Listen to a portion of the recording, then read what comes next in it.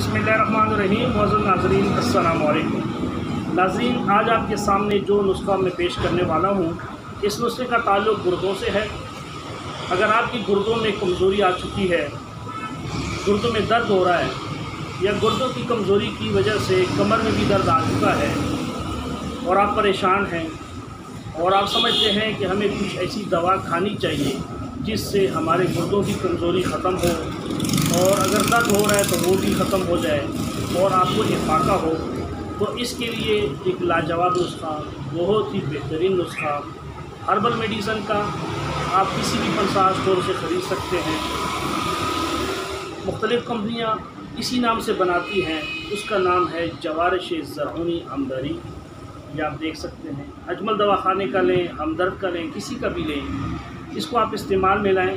इंशाअल्लाहुल अज़ीज़ ये गुर्दों के लिए बहुत ही मुफीद दवा है।